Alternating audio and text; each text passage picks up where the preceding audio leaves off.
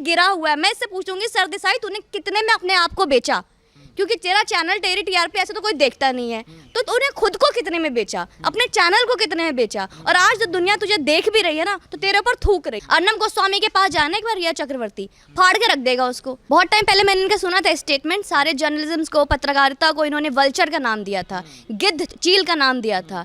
अभी जो ये हरकतें कर रहा है, इससे बड़ा वल्चर कोई भी नहीं है, इससे बड़ा भेड़िया कोई भी नहीं है। और रिया चक्रवर्ती ने क्या इस पे काला जादू किया है, या रिया चक्रवर्ती जो महेश भट्ट को देती आ रही है वो इसके साथ हुआ है। अब जो नई चीज़ है सामने लेकर आया, रिया चक्रवर्ती को मासूम कली दिखाने की जो कोशिश कर रहा है, उससे इसको कुछ फेवर नहीं मिलने वाला है। और आज के बाद जो हम बॉयकट बॉलीवुड करते आए हैं, बॉयकट खान्स कहते हैं, अब बॉयकट इंडिया टुडे भी होगा, बॉयकट सरदेसाई भी होगा। हम बस इतना ही कहेंगे कि जो एक्टिंग करने का मौका इसको बॉलीवुड में नहीं मिल रहा है, वो यहाँ पर आकर वो दिखा रही है कि मैं अभी तक अपना एक्टिंग नहीं भूली हूँ, see I am still a good actor. Sugar daddy जो इसका महेश भट्ट बैठा है वो इम्प्रेस हो जाएगा। आयशा जैसे रोल जलेबी में दिया है, फिर हो सकता है कोई गुलाब जामुन जैसे मूवी में इसको रोल दे दे।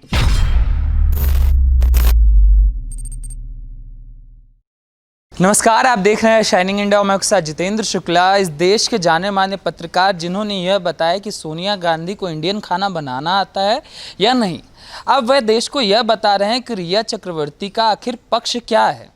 और रिया चक्रवर्ती का एक 3 मिनट का इंटरव्यू का एक क्लिप आया है, जिसमें वह बताती हुई नजर आई हैं कि सुशांत सिंह राजपूत को प्लेन में चढ़ने पर डर लगता था, वो इसके लिए एक ड्रग लिया करते थे। तो इसी सारे मामले पर चर्चा करने के लिए इस समय हमारे साथ सुमन पांडे जी जुड़ी हुई हैं। मैम से जाएंगे, मैम क्या विचार है इस सारे मुद्दे को लेकर। सुमन जी, आपको बहुत बहुत धन्यवाद हमारे साथ जुड़ने के लिए। ये जो सारा मामला निकल कर आया है, आपने इंटरव्यू देखा, फिर ट्विटर पर एक वीडियो भी आती है जिसमें सुशांत सिंह राजपूत प्लेन चलाते हुए नजर आते हैं, किस तरीके से देखते हैं इस इंटरव्यू को? रिया चक्रवर्ती शायद ये भूल गई कि जब वो भाई के लाइफ में आई थी, सुशांत भाई के लाइफ में, उससे पहले अंकिता उसके लाइफ में थी। अंकिता ने एक क्लियरली मेंशन किया है, उन्होंने बताया है दुनिया को कि सुशांत सिंह राजपूत को फ्लाइट उड़ाना, विमान उड़ाना बहुत अच्छा लगता था। ये लव फ्लाइंग, उसको कहीं भी किसी भी चीज़ का कोई डर नहीं था, कोई कपकपाहट नहीं थी, कोई एंजाइटी नहीं था। उन्होंने सिर्फ इतना ही नहीं, मेडिसिन का नाम भी बता दिया, मैरिफिल कुछ सरदेसाई के साथ, और पूरा इंटरव्यू की तैयारी करके आई है कि ये बोलना है, मेडिसिन का नाम ये बताना है, उस मेडिसिन के बारे में पूरी तैयारी करके आई। उस मेडिसिन से उसको पता चलना चाहिए उस मेडिसिन का और कितने कितने साइड इफेक्ट्स होते हैं, क्या क्या होते हैं, उस पर स्टडी करना भूल गई है। और ये जाके बोलती है कि हम सबसे पहले पेरिस गए थे, पेरिस का स्पेलिंग भी नहीं आता होगा, जो सुशांत भाई की वजह से इसको पेरिस जाने का मौका मिला। वहाँ जाकर उसने स्टेटमेंट दिया कि 3 दिन तक सुशांत अपने रूम से नहीं निकला। क्या ऐसा हो सकता है कि आप अपने पार्टनर के साथ पेरिस यूरोप ट्रिप में जाते हो, 3 दिन तक आप पूछते ही नहीं, वो रूम से नहीं निकला, 3 दिन के बाद आपको याद आता है कि मैं जिस पार्टनर के साथ ट्रिप पे आई हूँ, 3 दिन से वो ट्रिप बाहर ही नहीं निकला रूम से। फिर वो पेरिस में बिल्कुल उनकी तबीयत खराब रहती है, रूम से नहीं निकलते, फिर अचानक वो स्विट्जरलैंड जाते हैं, वहाँ पे ठीक हो जाते हैं।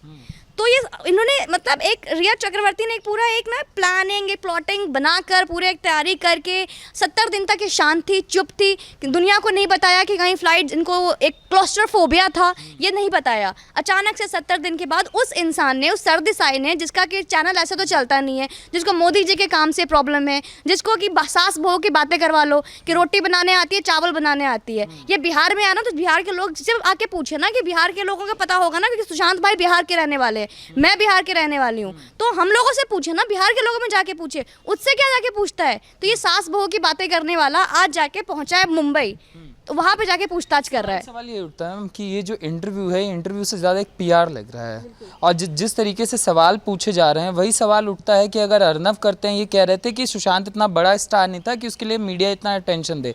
अर्नब करते हैं तो कहते हैं कि मीडिया ट्रायल चल रहा है, और ये करते हैं तो पत्रकारिता चलती है।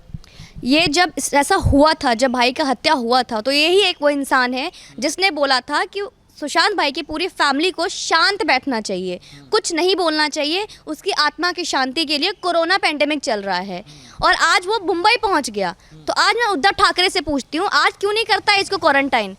हमारे बिहार से जब गए थे इन्वेस्टिगेशन ऑफिसर वहाँ पे इन्वेस्टिगेशन करने, उसको आपने क्वारंटाइन कर लिया।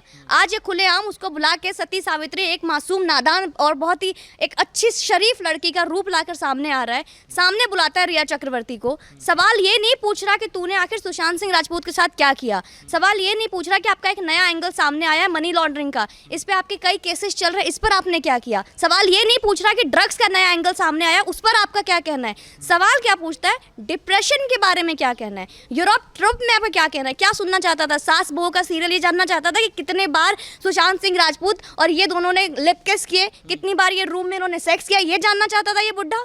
तो ये गिरा हुआ है। मैं इससे पूछूंगी सरदेसाई तूने कितने में अपने आप को बेचा, क्योंकि तेरा चैनल तेरी टीआरपी ऐसे तो कोई देखता नहीं है, तो तूने खुद को कितने में बेचा, अपने चैनल को कितने में बेचा, और आज जो दुनिया तुझे देख भी रही है ना तो तेरे ऊपर थूक रही है, इससे ज़्यादा कुछ नहीं कर रही है। मगर जितने भी आप देखिए, जैसे भी पुराने केस रहे, चाहे ताहिर सर वाला मामला हो, चाहे जब विकास दुबे वाला मामला था, और अब रिया चक्रवर्ती, जितने भी लोग हैं सबको इसी चैनल से प्यार है।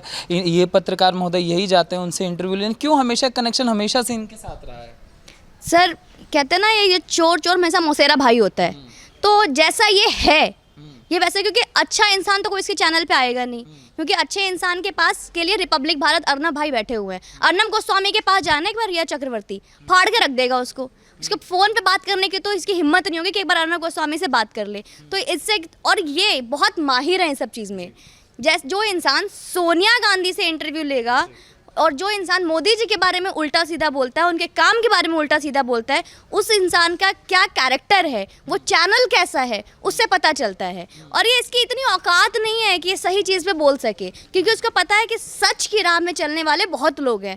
तो अपने चैनल की टीआरपी बढ़ाने के लिए ये उल्टी दिशा में जाता है, गलत दिशा में जाता है, जिससे कि भी लोग देखें। कहते हैं ना, नाम नहीं मिला तो बदनाम होकर ही नाम ले लो, तो ये इस चीज़ पे बिलीव करता है। हमेशा पत्रकारिता का मैम पाठ पढ़ाते हुए हैं, शुरुआत से बताते हुए हैं कि ये सब जो सारी चीज़ें होती हैं, पत्रकार जो होते हैं पब्लिसिटी टीआरपी पाने के लिए ऐसे स्टंट करते रहते हैं, और अगर ये कर रहे हैं तो ये पत्रकारिता। दूसरे पत्रकार करते हैं तो उनको मीडिया ट्रायल बोल दिया जाता है, कहते हैं टीआरपी के लिए वो सारी चीज़ें कर रहे हैं, और ये कर रहे हैं तो पत्रकारिता है। बहुत टाइम पहले मैंने इनका सुना था स्टेटमेंट, सारे जर्नलिज्म को, पत्रकारिता को इन्होंने वल्चर का नाम दिया था, गिद्ध चील का नाम दिया था। अभी जो ये हरकतें कर रहा है, इससे बड़ा वल्चर कोई भी नहीं है, इससे बड़ा भेड़िया कोई भी नहीं है। और रिया चक्रवर्ती ने क्या इस पे काला जादू किया है, या रिया चक्रवर्ती जो महेश भट्ट को देती आ रही है वो इसके साथ हुआ है?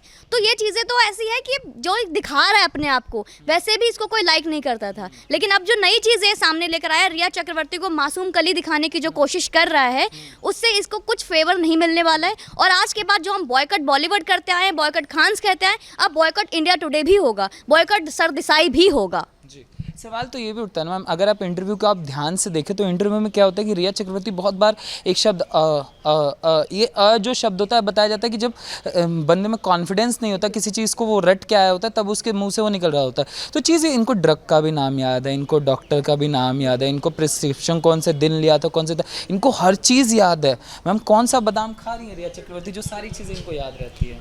सर इनके बादाम तो कहाँ कहाँ से आ रहे हैं आपको पता है, जिसके ऊपर मुंबई पुलिस का हाथ है, जिसके ऊपर पूरा महाराष्ट्र सरकार है, जिसके ऊपर पूरा बॉलीवुड जो खान्स हैं, तो बादाम की कौन सी कमी होगी? शुगर डैडी इनके महेश भट्ट सामने बैठे हैं, तो हर तरह की ट्रेनिंग ट्यूशन मिलती है, हर तरह के बादाम मिलते हैं, और किस तरीके के बादाम ये खाती हैं वो तो दुनिया को पता है। इनका बादाम डोमेस्टिक लेवल या नेशनल लेवल तक नहीं है, बहुत बड़ी खेली खिलाई है भाई, इंटरनेशनल लेवल की बादाम खाती है ये, दुबई अयाश खान तक का बादाम खाती है ये। तो इनका तो दिमाग और IQ लेवल तो वैसे ही टेस्ट होगा और बहुत फास्ट होगा, क्योंकि और लेकिन जहाँ तक बात रही वो जो फंबलिंग कर रही है, जो बीच में जो इतनी ज़्यादा गैप्स ले रही है, फिलर्स ले रही है, तो आप कितनी भी प्रिपरेशन कर लो, एक कहते हैं ना सत्यमेव जयते, सच सच होता है और जो रियलिटी रियलिटी होती है, और जो आप प्रिपरेशन और तैयारी करके आओगे ना वो चीज़ें दिख जाती है। अभी बीच में सफ़ेद सूट पहन के बैठी थी, सत्यमेव जयते का नारा लगा रही थी कि दुनिया मेरा इंसाफ करेगी, सच सामने आएगा।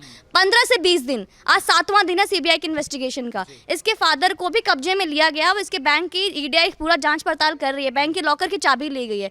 तो जितने जगह जाना है, हाथ पैर मारना है मार ले, क्योंकि जब ये स्टार्ट हुआ था ये केस, उस टाइम इसने कई खान्स को कॉल किए, इसने कई न्यूज़ चैनल्स को कॉल किए कि मेरी छवि अच्छी दिखाओ, कोई चैनल वाले सामने नहीं आए। लेकिन ये शायद उस टाइम फ़ोन करना भूल गई थी, राजदीप सरदेसाई को भूल गई थी कि एक ऐसा इंसान है जो मुझे सबसे अच्छा दिखा सकता है, जो मेरे जैसा है, जो मेरा चचा जान है अभी। तो उसको उसने फ़ोन किया और चचा आए सपोर्ट में कि आओ बेटा मैं हूँ, तो एक एस्केप दिया इसको। लेकिन ये सब नहीं चलने वाला ये नाटक। ये इन्वेस्टिगेशन को थोड़ा बदलने की कोशिश हो रही है कि इसको मैनिपुलेट किया जाए, क्योंकि जैसे ड्रग का एंगल निकल कर सामने आया है, फिर रिया चक्रवर्ती का जो डिप्रेशन वाली थ्योरी चल रही थी, उन सारी थ्योरी को ये PR, इसको इंटरव्यू तो हम कहेंगे नहीं, ये PR जो है वो जस्टिफाई करने की कोशिश कर रहा है क्या? कौन जस्टिफाई करेगा? और लगता है आपको कि आज की जनता जो इस मुहिम को चला रही है, जो हर दिन इंसाफ की लड़ाई के लिए लड़ रही है, देश ही नहीं आज कनाडा, ऑस्ट्रेलिया, मेलबर्न, अलग अलग जगह जहां इनकी पूरी फैमिली, जहां पे हर एक इनका फ़ैन लड़ रहा है और इंतज़ार कर रहा है कि वो दिन दूर नहीं जब सुशांत के हत्यारे जेल में होंगे, फांसी पे लटके होंगे।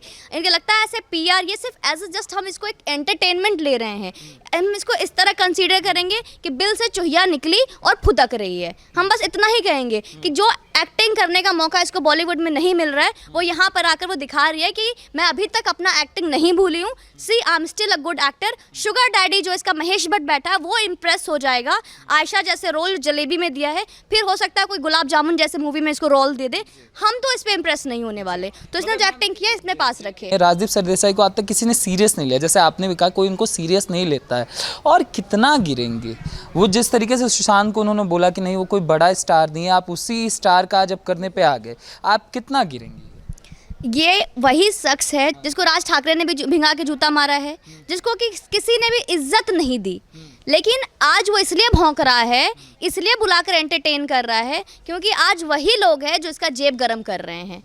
तो अपना जेब गरम करने के लिए जहां मुंबई पुलिस बिक गई, जहां पूरा, क्योंकि जो खरीदार है वो आम आदमी नहीं है सर, ये खरीदार पूरी मुंबई सरकार है। तो मुंबई सरकार किसी को भी खरीद सकती है और ये तो पहले ही बिका हुआ है। जिसका खुद का ज़मीर नहीं, खुद का कोई अस्तित्व नहीं, वो तो यूं बिक जाएगा। ये तो पता नहीं कितने में बिका होगा। इसके लिए तो यही बहुत है कि मुझे चैनल पे दुनिया के सामने इस केस में आने का मौका मिल रहा है। ये वो इंसान है जिसके लिए केस पहले मायने नहीं रखता था, आज ये इस केस के लिए मुंबई पहुँच जाता है दिल्ली से, और आज उसको बुलाकर उसका एक नए एंगल लाकर सामने ला रहा है हमें।